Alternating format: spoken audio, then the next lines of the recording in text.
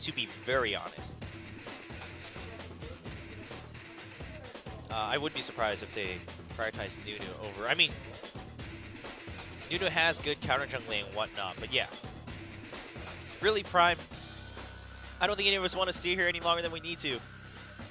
But it's okay. You know what? Whatever it takes to win. For these guys, what really matters is winning. It's not how long they stay in the studio, quite frankly. There's Candy, the mid laner for XENICS. Nunu and Azir is a pretty good combo because you can Blood Boil Azir for that extra attack speed. Of course, Rek'Sai has been banned out, so this isn't too bad. I mean, last time they took Sejuani, but it didn't work out so well. Shaft didn't have the greatest of Sejuani ults. So, oh, well, okay. I mean, at the same time, if you want to prioritize something else, you don't need to take that jungle. And then, wow, okay. Right. This is actually not bad. Because last game, Sasha responded with the Morgana against Azir, and it was pretty good. The Morgana did a lot of work for Prime. I mean, of course, the hard carry was Nuclear on that Lucian, but Morgana did a lot of work for the team. So basically taking that away from Prime at the same time, probably going to put that on support. Now what this means is we'll probably see... Oh yeah, Lulu is open. We'll probably see Lulu. Or we'll see Ziggs. One or the other.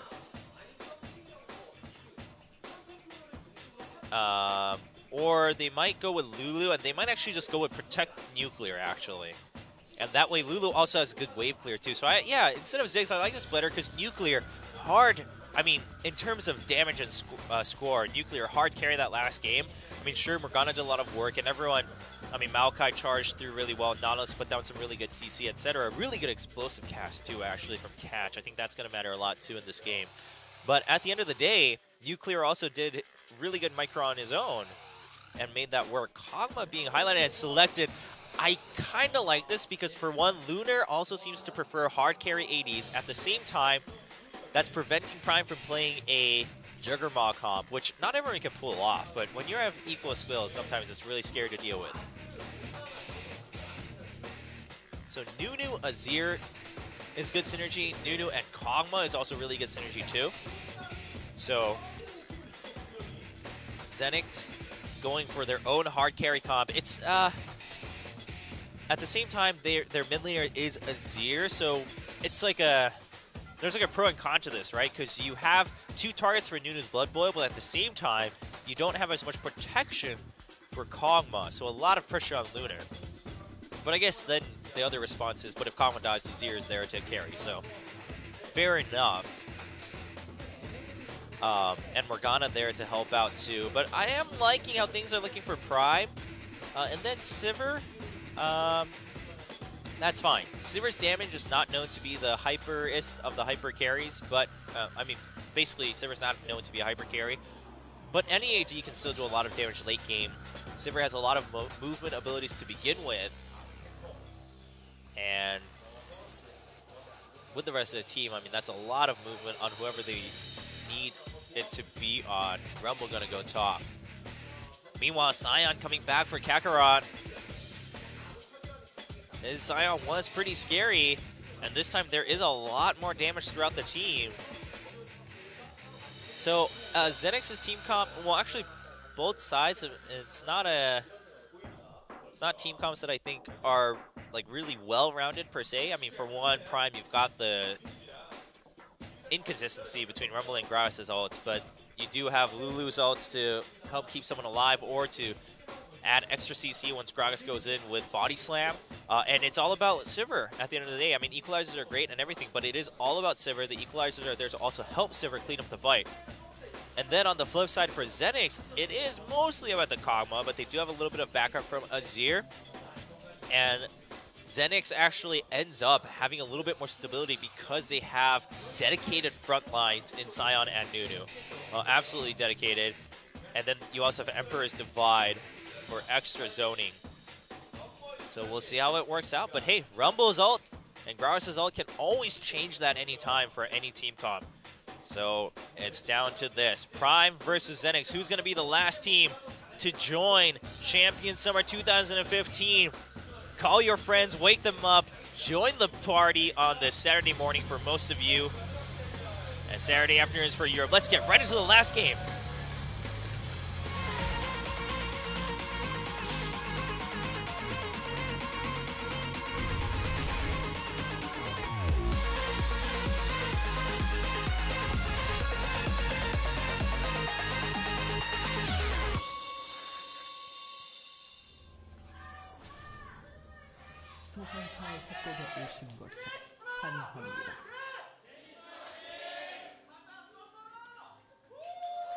I had to blow my nose during the intro, so I couldn't eat my donut.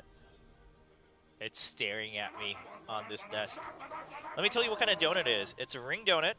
I had a choice of like 10, but he offered it 20 seconds before the broadcast came back live, so I didn't really get to see the other ones. But this one's a ring donut that's frosted, so it doesn't have any fillings, I don't think. Most frosted ring donuts don't. It's white. It's actually, now that I look at it, it's like an American donut, as in it's white frosting with blue, red, and white sprinkles, and like a red swirl, like red icing on top of the white icing. It's like an American flag ring donut, basically. And we have a pause, so let me tell you more about this donut. There also appears to be what looks like black pepper, but is most likely chocolate powder from a different donut that was in the same box. So now I'm actually wondering if there was a jelly donut. Jelly donuts are probably my favorite donuts when it comes to whole donuts. Boston cream donuts are pretty good too, but I also have a fond memory of jelly donuts because when I was on math team in high school, we used to always take, yes, I was on math team. I know, how shocking, an Asian guy on math team. But my point is, when I was on math team in high school, whenever we went to math meets, yes, that's what we call them, math meets, you had them in our district at least, you would go like every 2 months, and everyone in the district would, all the schools would come with your math teams, and the system it was pretty diverse, but you basically like take quizzes basically as your competition, and you add up scores from your team, and whoever has the most scores gets to win, and eventually you have like the county's best, and you go to states, and you have nationals and all of that. I know, whole new world for some of you, but it's pretty competitive. But my point is, our school, the tradition was, I went to Brighton High School, and we had a tradition of getting donuts from Brighton Donuts, which later turned into the donuts that America runs on. But we would always buy like several packs of those because we had a lot of members, and sometimes our members who didn't always take the quizzes that day would come to just hang out. So we would buy maybe like 2 dozens of regular donuts, and then the Munchkin donuts, and the jelly donuts were the best there. So I have fond memories of those. But Boston cream is pretty good. Sometimes there are some crazy other donuts that I'm up for trying all these crazy new flavors, but generally with any type of food, any crazy new innovative flavor is usually not so hot, except for like seasonal ones. That's okay. Like pumpkin lattes and stuff, like that's pretty cool. Pumpkin pie is also pretty cool. Pumpkin pie is actually great. But I'm talking like, so Korea had this I'm going to talk about this for a little while because we're looking at Scion die at level 1, which is not too exciting anymore. So Korea had this craze for some time, it's dying out now, about honey butter flavors. I know, it's weird. I haven't tasted most of them with that flavor, so I'm not exactly sure what the merit is. But what happened was that there were these chips called honey butter chips. And they were potato chips that were supposedly flavored like honey butter, which I really think only meant that they tasted like honey. So honey butter chips. And the whole deal with them was they were always available in limited numbers at convenience stores. And so it turned into this like cult following, and people were trying to like reserve them at convenience stores. I know, how crazy is that? You call up your local 7-Eleven and you're like, hey, so you want to save me a pack of honey butter chips? Like, I'll make sure I pick it up right away. I come to your store all the time. Can you please save me a bag? Anyway, that became this fad, and then suddenly everyone was making honey butter everything. We have like honey butter flavored almonds, honey butter lattes at coffee shops, honey butter chapstick. It got really out of control. Korea does that. When a trend happens, it happens. Like, you can't ignore it. But anyway, I think that's filled enough time because we saw some interesting things like this dredge line, which resulted in some damage. But that's about it for now in the first 3 minutes. But Nuclear on that Sivir, he did really well in the Lucian last game. We'll see if he can carry Prime into Champions, or if Kakarot will block his path with the giant Scion that he plays. It was a scary Scion, even if it lost the game. Meanwhile, Kog'Maw up here, this is like watching Deft all over again. I remember watching Deft solo laning as Kog'Maw so often with Heart just roaming around. And what shocked me the most was how not often Deft was ganked. I mean, it's Kog'Maw. I don't know, it just... I mean, if you're pushed in this much, obviously you're not going to gank the Kog'Maw, but there would be times on the old Samsung Blue where Heart would like leave when the lane is mid lane and top lane, and Kog'Maw's there all alone, and they wouldn't gank the top lane. Nice Black Shield by TML. And then, you know, Deft would just hard carry the game later on. Both junglers just... Uh-oh, Catch actually just went home, though. But it is Nunu, so I don't think Prime has too much to worry about here from the Nunu gank. So all things are quiet once again here on Summoner's Rift.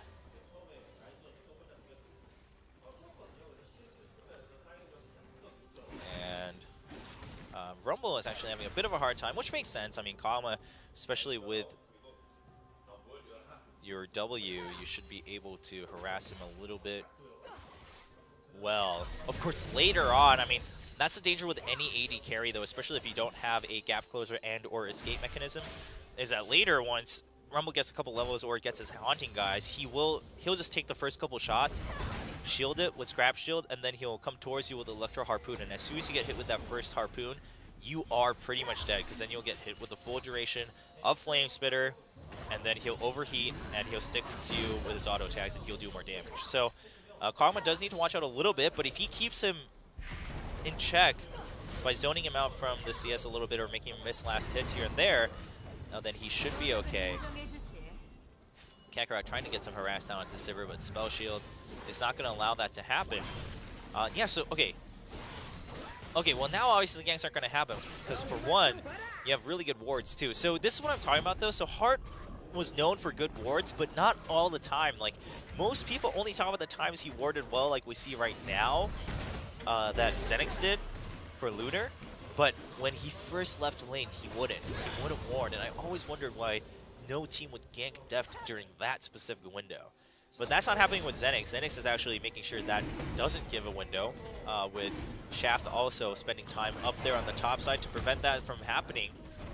I'm also talking about the early phases of Samsung Blue. Later on, they actually played very similarly to this, and Prime responding by taking an early dragon. Catch, of course, Gragas also able to solo dragons pretty early, and now, of course, with the help of Secret and Nuclear, gets it at 6 minutes, 40 seconds. And Gold is still dead even. And Soul doing well, kind of keeping the wave at bay, and actually catches up in farm to Scion, his counterpart in terms of League of Legends roles here on Summoner's Rift. Well, I'd say this is it's going all right, technically for both teams. I mean, we do have Prime took the first dragon, although, you know, Nunu's on the other side, and they have Lulu and Sivir, so they're kind of looking at a longer game anyway. Prime wasn't... Rumble also going to do better right in the mid game. Prime doesn't really have anyone who's like, hey, I need to win early and snowball it, so I think this is fine for Prime. At the same time, XENICS isn't really all about the early game pressure either. This is why this is so great. I'm pretty sure I'm in store for another 40-plus minute game. And it'll be beautiful.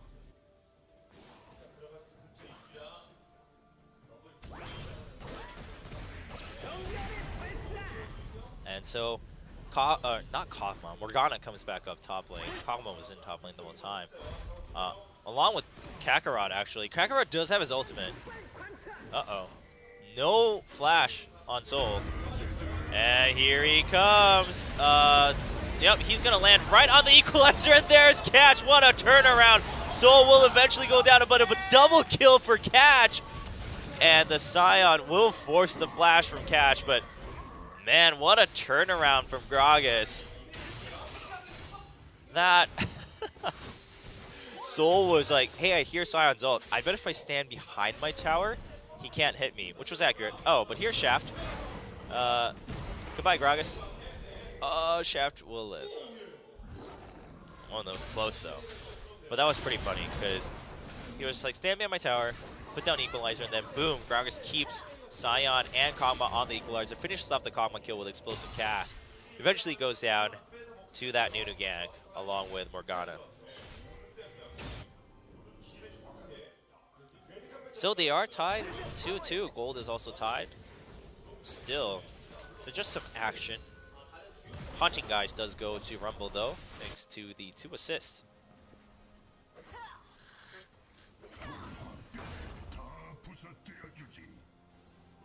Meanwhile, Sivir is doing very fine in terms of CS, staying ahead of Lunar by some time.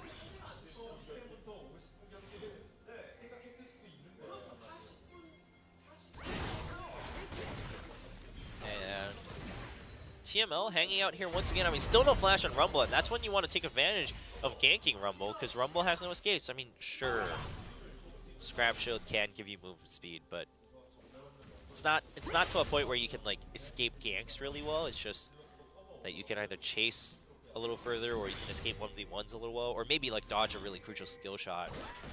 But to guard against that, Secret is here, but if it's a 3v2, it doesn't matter, especially when Nautilus doesn't have his ultimate. Secret does have his flash. And a ping coming in, Catch showing up.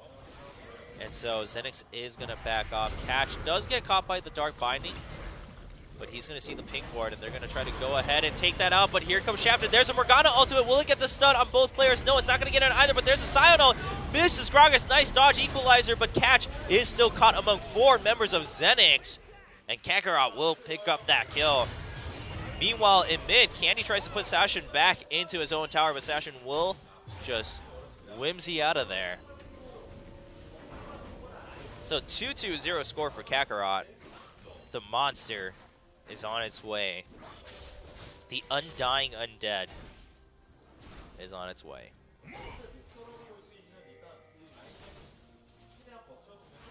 But you know what's really important is that Candy's Azir is doing just fine.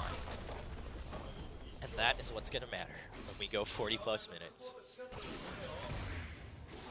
Kog'Maw 0-1-2. Not too shabby either. A little bit behind in CS, 15 or so, but that does have 2 assists, and you know, it's not like he's doing terrible. Of course, a little bit below the standard of 10 per minute CS, so whereas Sivir is keeping right up with that. They have different power spikes, and once you go 45 minutes, the 15 CS won't matter. Secret still level 5. TML is level 6. I mean, we do have quite a few level discrepancies here. Kog'Maw still being a level ahead of Nuclear, along with TML ahead of Secret. Catch roaming about pretty actively, trying to get rid of as much vision and keep vision in the enemy jungle. Especially when it's Nunu, you just want as much vision as you can have. A Secret hopefully can hit level 6 here. Didn't see his experience bar last time we checked him, but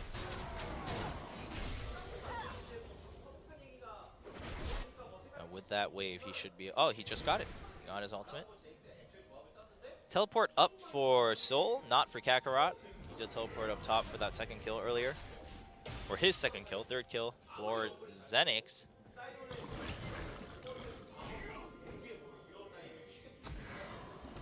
Another ward, and this is the dragon contention happening here. I mean, Prime knew the dragon timer. XENICS kind of guessed it, and both teams fighting for vision around there. And as soon as Catch leaves, XENICS wants to go in and start that dragon. I mean, they do have Nunu, and they lane swapped back to make sure that they have this duo here to secure that dragon for themselves. Kakarot, all 5 members here actually for XENICS, but Secret up there. Nautilus does have his ultimate. Catch also has his explosive cast. Shaft is in the Dragon Pit all alone, so Sion trying to shove everyone away with his ultimate. Secret gets caught, is exhausted. There's a nice equalizer, but there's an explosive cast. It separates everyone from XENICS off of the equalizer. Lunar does have to flash over the equalizer to run away. He will eventually go down. Shaft trying to slow everyone down with absolute zero. Catch does go really low, eventually goes down, and Nuclear is still alive doing damage. Lunar is down. And Prime finishes the fight with a 4-2 kill advantage, and they'll go back to the Dragon. At the end of the day, with both of these teams, I think it really comes down to their AD carries. It's whoever lasts longer. Part of it is because both of them like to play carry-style AD carries and seem to pride themselves on their mechanics, but it's really going to matter a lot, especially if Kog'Maw is the first one to die. For Sivir being the first one to die, it might not matter. Well, actually, on Prime side of things, because Sivir is their main damage dealer, it's going to matter a lot too. So yeah, it's really going to come down to which AD carry survives longer at the end of the day. And that time, it was Nuclear. And Candy 0-1 and 2 on Azir, but Sashin also 1-0-3 on Lulu. And while Lulu generally more of a supporting utility mid laner, that seems to change when Faker plays her and a couple other players around the world. So, I mean, you'll still have a lot of utility, but you'll still also do a lot of damage with Glitter Lance and help picks. Meanwhile, Trinity Force finished for Lunar on Kog'Maw, so that's an early power, or that's the first power spike for Kog'Maw there. We do have Infinity's Edge for Nuclear also. Not as crazy of a power spike though. I mean, it's a lot of stats, but Trinity Force just offers so much more for a champion that, you know, uses a lot of skills. Secret running towards that top lane, gets the dredge line onto Kakarot. Kakarot does have flash. They're trying to force it, but a lot of damage coming in. I mean, Kakarot doesn't have any... Oh, okay, he has a Ninja Tabby, but he doesn't have any tier 2, tier 3 armor items. So Sivir doing a lot of damage just with that IE. And they force him out. Whoa, what's happening here? Soul gets caught. Flame Spitter and Equalizer not working out for him as they just step off and then use the Absolute Zero to help kill him. Lunar also getting that assist from the side with Bio Arcane Barrage. And Soul does get shut down. Meanwhile, Sashin secures the mid tier 1. So 2 tier 1 towers getting taken down, and Sivir still pushing that top lane tier 2. Prime will have to back off of that one though, because you gotta know that people are missing from XENICS now, and they're probably gonna show up in that top lane.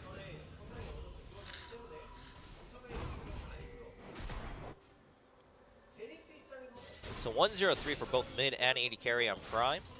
2-2-4 for Rumble, not the worst of scores, but 68 to 100 CS for his counterpart on XENICS and Kakarot Sion. Matters a little bit, but actually, Rumble is ahead in gold thanks to the towers from Prime. So you gotta take all that into account, because again, Rumble is not meant to be a hyper carry. If he gets his items, he gets his items. It doesn't matter if it's because of his CS or because of the towers. If he gets his items, his Equalizer is going to hurt. If he gets his Zhonya's, he's going to be able to, you know, Zhonya's Flame Spitter and also just waste a lot of time from XENICS while being invulnerable. And that's what's going to matter for Rumble. So Soul shouldn't feel too bad about his CS right now.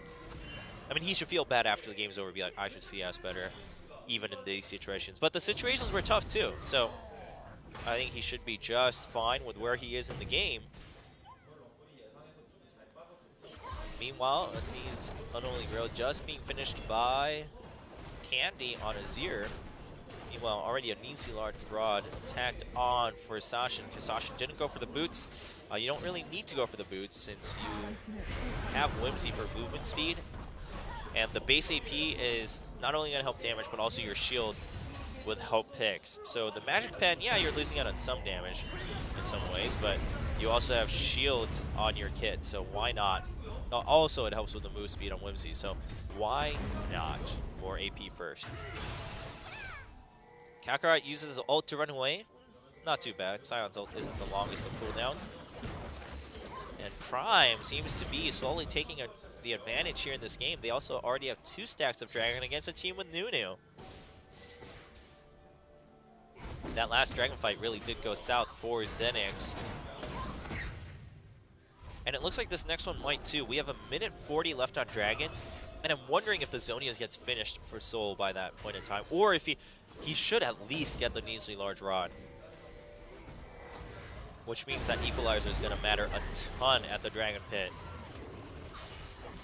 Let alone Deathcat finish for Lulu. Yeah, I mean, I don't know if XENICS wants to fight this Dragon.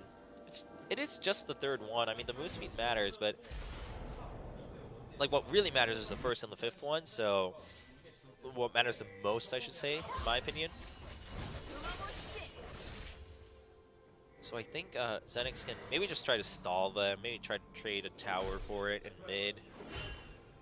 They did push out both the top and bottom tier 1s, so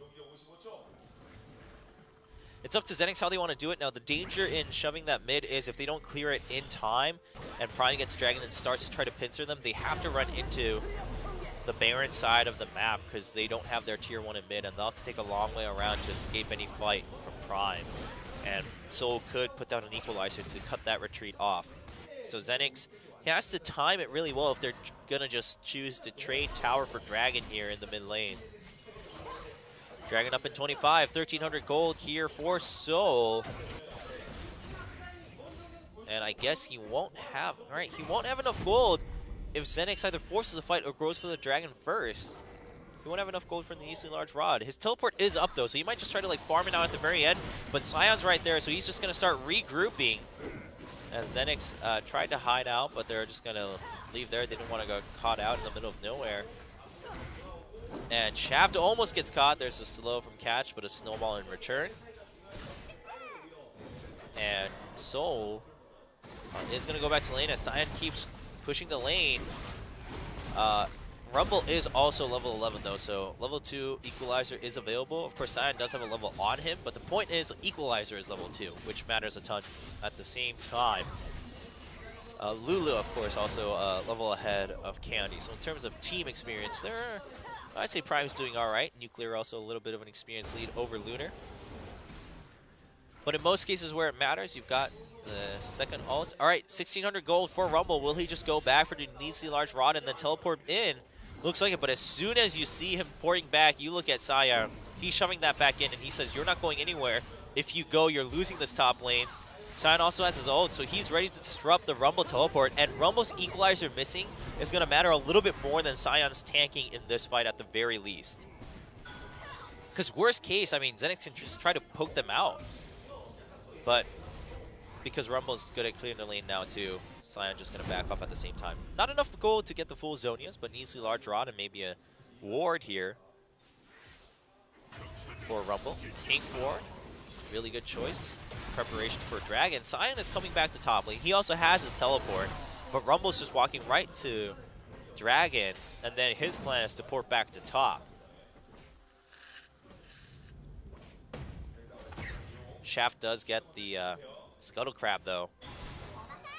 So XENICS have that going for them. But Prime does have a bit of an advantage here with Rumble already grouped up. All ults are good. Bottom big wave pushing up for Prime. And they're just going to go ahead and start this Dragon. It doesn't look like XENICS is going to be able to show it. So yeah, so now they're going for mid, but can they get rid of the turret before Prime shows up in the mid lane? It's already at half health. Do they have the damage to get rid of it before all of Prime shows up? Will Soul put down the Equalizer? They don't have a clear escape. But a nice turret from Azir will shut off that approach. But Catch still trying to get some damage in.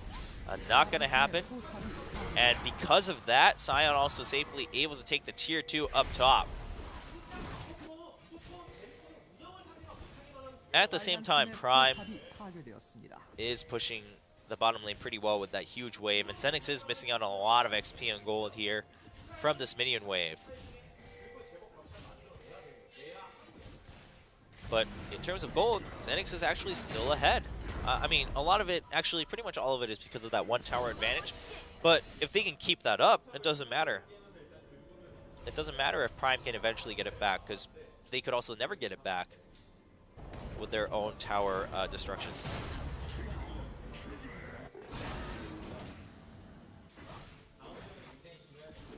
Alright. So now, though, with 3 stacks ahead, XENICS doesn't want to give 4th one for free to Prime. Because, again, while the 1st and 5th probably matter the most in terms of stats, if you're, like, ahead, the 2nd and 4th can really just snowball the game out of control. And also, again, like I talked about in a previous game, having that 4th one adds just so much pressure for the 5th one for both teams. So XENICS probably doesn't want to deal with that. I don't know, if I was XENICS, I wouldn't want to deal with it. Also, yeah, Banner of Command, I want to talk about that. Saw him use it in the top lane too while he was taking that tier 2. Rushed it after the Spectre's Cowl because he's been split pushing a lot. So why not? I mean, it has generally good stats too. But a pretty good pickup in my opinion for Sion here. Azir is still just farming up. Okay. But, you know, not time yet to shine. Only has 1 core item in Athene's Unholy Grail. And we don't have the Locket of the Iron Solari finished yet for Shaft, so not fully prepared against that double AP coming in from Prime. More than anything, the Equalizer coming in from Rumble. Zonia's is finished for Rumble during that time, though, so Prime has that going for them at the same time. Blade of the Ruin King also here for Lunar.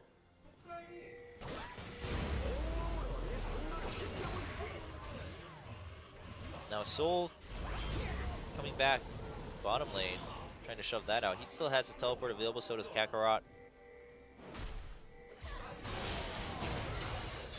And what's the plan here for both teams? I mean, Baron looks to be a little bit of a point of contention, at least in terms of vision. And that's really only going to last until the next Dragon, because the next Dragon is going to be pretty important. Of course, Prime doesn't want to trade Dragon for Baron either, because it's not the 5th one yet. Even with the 5th one, the Baron allows so much pushing power that generally you don't want to deal with it too much. I guess Prime also has the... Oh, Prime doesn't actually. XENICS has the tower advantage, so XENICS wouldn't mind getting Baron and giving them Dragon if they can guarantee getting Baron. So, you know, we might see that kind of dance in a long time that we haven't seen, where you're basically threatening Baron and Dragon from both teams, and it's like, all right, well, we'll just have a standoff here in the river on both sides. Shaft unable to clear that ward, but they know it's there. So just a lot of vision wars going around on Baron, and then both sides just trying to have some balance in lanes and the minion waves.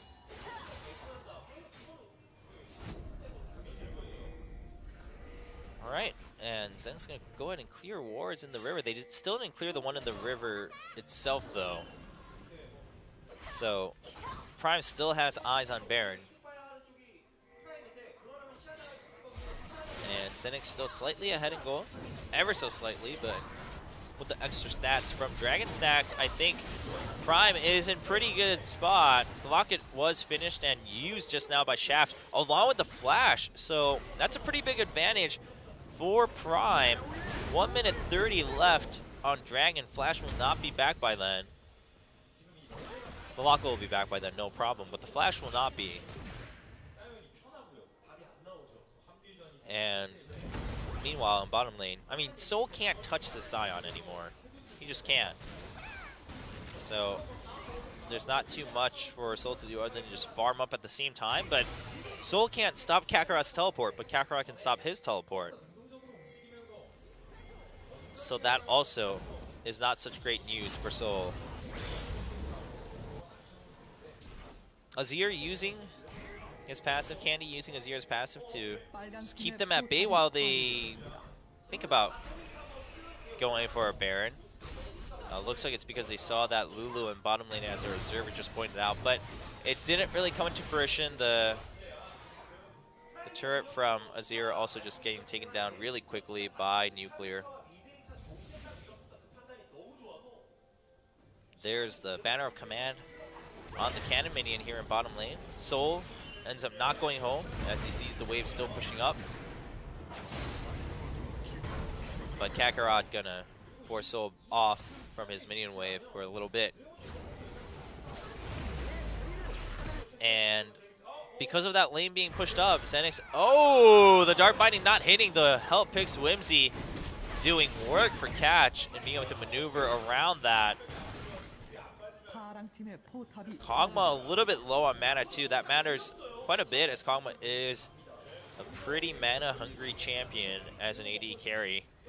Top lane is pushing pretty hard by XENICS though, so I don't know. I don't know if they need to rush this so early. But we do have all members here. Rumble actually going home. Looks like he wants to teleport back in. They do see him porting home on that ward though. He's actually going to go home. So they know he's gone. So that's just an easy Dragon coming in for XENICS. Dragon actually reset a little bit though. Can Catch get the... he does not get the steal. Of course, it's pretty hard even as Gragas when it's against a Nunu. He was also zoned out by a little bit of damage there. But Soul, I think, was trying to just like sneak top lane, and then as soon as he was shown top lane, maybe XENICS would commit to the Dragon, but he can clear it ASAP and go back. I don't know. The wave was really big, so he couldn't clear it fast enough without using Equalizer, but he wants to save Equalizer for the team fight. So, and at the end of the day, it didn't matter because he was porting back on a ward, and XENICS knew before Soul showed up in top lane. So there wasn't any poke or anything to be done there either by Prime.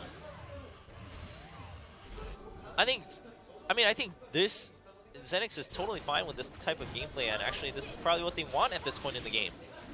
Where Prime is just kind of playing a lot of reactionary league, and XENICS is just slowly building up their forces. Prime, their movements are just not as crisp as they were in Game 2. And also, like if Rumble leaves, I know that he has to be the one to leave because he has teleport, but if he leaves, Sivir is really the only damage source you're looking at, even with the death cap on Lulu. I mean, again, depending on the target. And a nice slow on to catch, nice knock up, some damage. And even then with Sivir, it's like, alright, well, with a Lulu only to help protect you, in terms of direct help, such as a heal or a shield, what can you do? Against an Azir and a Kog'Maw and a Morgana and a Nunu, there's not much. So now XENICS, they're feeling pretty good. They're starting to pressure their lanes. Bottom lane is pressured all the way into that inhibitor turret thanks to the Banner of Command from Sion. Top lane is pushing back out in favor of Prime, but it's going to be some time before someone has to go pick up that XP, and they will. Sion already on his way up top. So because of this split, Prime trying to see if they can push back, but I don't think they'll have enough manpower to push down and force this tier 2 tower for themselves in the mid lane. So Prime needs to set up more vision, first of all. Their vision is in places where they don't need it immediately. Like, it's in the Dragon Pit. It's next to the jungle entrance into Dragon. That's not where the action is right now. That's where it's not going to be for the next couple minutes. They need more vision elsewhere so that they can find picks or they can get better information to force fights. I do feel that Prime has lost a little bit of their focus right now in terms of team play.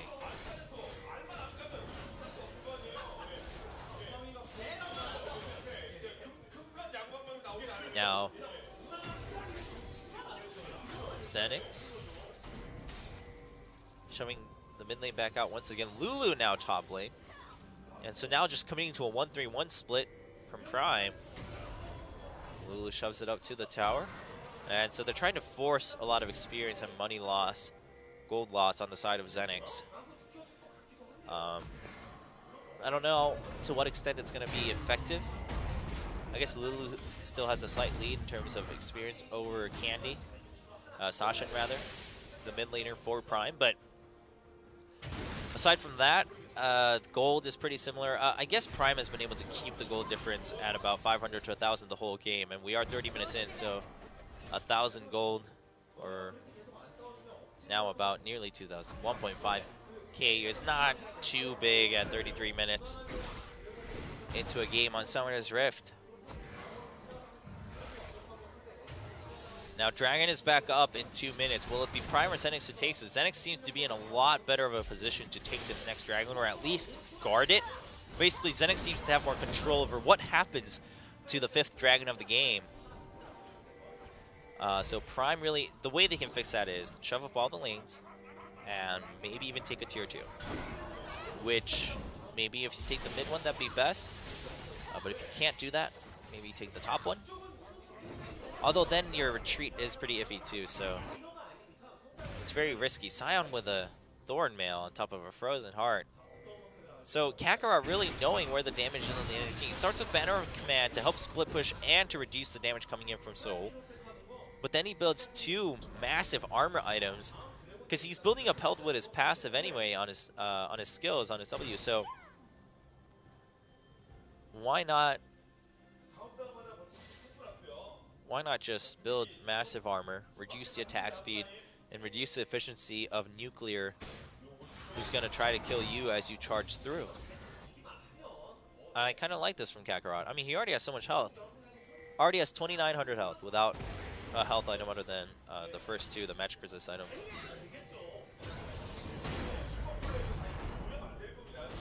There's more. Starting to add up quite a bit. Dragon up in 30. Prime still leads Dragons 3-1. Shaft put off a little bit by Gragas, but Candy is going to help with his Sand Soldiers on the retreat from the river for Shaft. And Prime trying to regain position next to Dragon, and they're going to get it. Rumble's here too.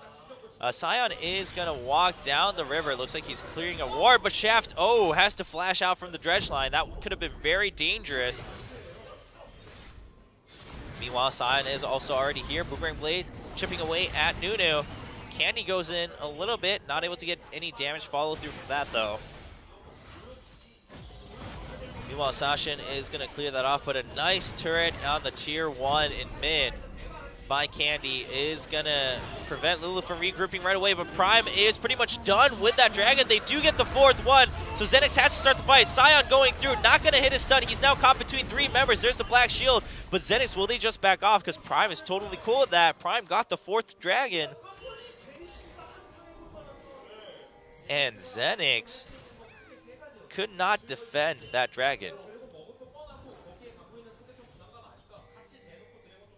So XENICS will have to give that up. Wards around the Baron though.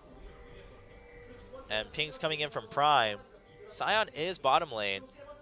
They're trying to bait, but it's not going to happen. XENICS just going to back off right away anyway.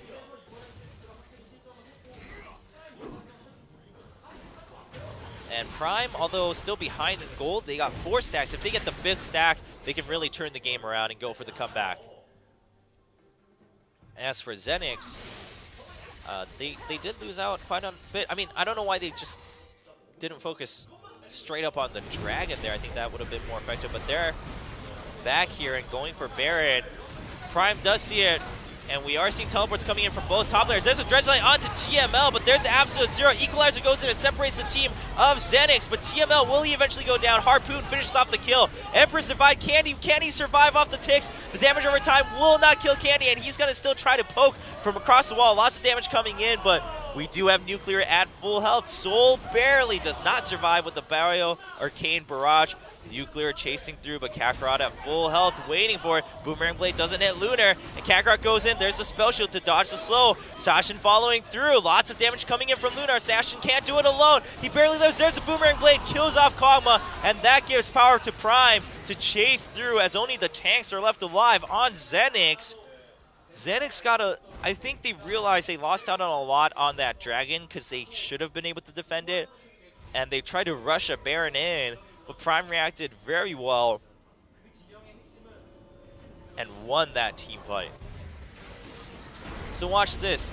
You do see the ults coming in from both sides, but the equalizer lands on Lunar, so Lunar has to flash out. So his flashes are already down. TML takes quite a bit of damage, and Nuclear on the bottom side just bursts down Candy with his crits. So Candy is now out of the fight. He eventually comes back to poke down on Secret and Shaft.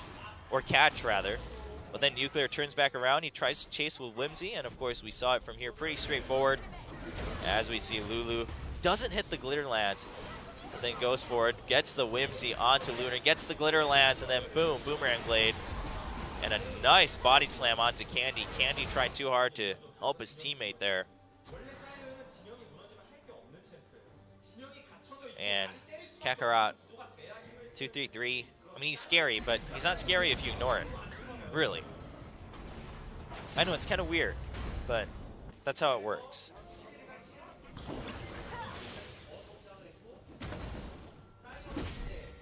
And catches Gragas seems to be pretty solid. 105 Lulu too, 023 Azir. I mean, sure, Azir does have 3 core items, which is scary regardless of score, but Lulu has 3.5, 105 is really going to help that Sivir, and also does a lot of damage right now with that Luden's Echo during team fights.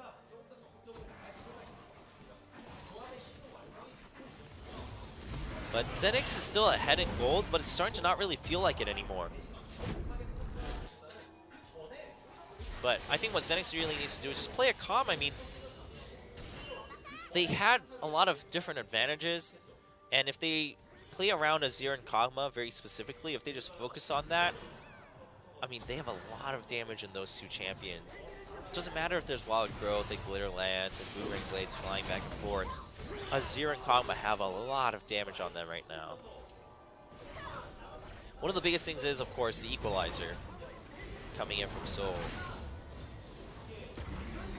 If that's beautiful, it doesn't matter how hard XENICS dances. Prime will win team fights. Nice turret from Candy, just making sure they can continue pressuring this mid lane.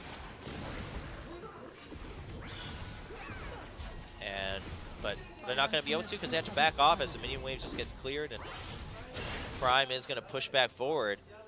Top lane shoving and bottom lane also starting to push for Prime. And as XENICS splits a little bit, Prime starts to put the pressure in the mid lane. The remaining XENICS members have to stick around. Dragon is up in a minute though. So Prime, if they get the 5th Dragon, XENICS no longer in the lead. 40 minutes in, if all you have is a 1k gold lead, but the enemy has 5 stacks of Dragon, you are losing the game. You are. Unless you have like 3 inhibitors. So Prime really wants this next Dragon too. So that's why it means a lot. When it comes to 5th Dragon, it means a lot for both teams. And when it starts to mean that much for both teams, it could force some mistakes from both sides too. Things can get really interesting here. Dark Binding not going to hit. XENICS, it would be also nice if they can get some picks with Dark Binding or a lot of poke down with Kog'Maw and Azir. Both of them have some good poke. I mean, Lulu has decent poke too, and so do Boomerang Blades, but Bio-Arcane Barrage is the master of all pokes. And Azir is pretty decent too, especially over a wall. Dragon has landed. And Sashin's like, alright, that's cool. I'll just take tier 2 mid. Kakarot is prepared in bottom lane. He will be able to charge up the river, but his ults haven't really been so successful, and XENICS is going to start the Dragon. They just want to steal it away. There's the Dark Binding onto Cash, but Dragon is still at half health. The mid tier 2 goes down in favor of Prime. And Dragon is it's just staying at half health. Dark Binding not going to hit Cash. Cash wants to make sure that he is available for mobility. And Rumble coming in from the side. Empress Divide used, but there is the ultimate from Nahlis, and Candy has to run out all the way from the fight, but Soul chases him down and kills Azir. Azir is down. Sashin here on the outside of the fight. Lunar eventually gets wimdied. Lunar will die to a Ricochet coming through, and Nuclear will go ahead and clear this fight. Kakarot, the only one alive, as Rumble just sears him and prepares him for a well-done triple kill to Nuclear's Sivir. Forget the Dragon. Looks like they just want to shove through. The tier 2 is down. Looks like they want to take the inhibitor. We are already at 40 seconds for death timers, as we are 40 minutes and champions are at 18 minutes. Will they shove through at 30 seconds? Can they actually just end the game? They do have a minion wave. Will Prime just end the game with a really good flank coming in from Soul? Is he going to be the hero that Prime needed to secure that last spot in Champions? 10 seconds until members of XENICS come up. The crowd is already cheering, and Prime is going to finish the game and enter Champions as the 10th and last team in the summer season of the Premier League in League of Legends of Korea. Congratulations, Prime. Welcome to Champions Korea Summer 2015 here at OGN. You will now be playing regular games every week here in the same booth. It'll be quite a ride. We'll see how you do. It's going to be an interesting season, guys. We got a really revamped Incredible Miracle coming in with their new sponsor, Longzhu. We do have Anarchy, the true amateur team, coming back in, or coming in to champion, some of them having competed in the booth long, long ago. And then we have Samsung, of course, making it back in to champion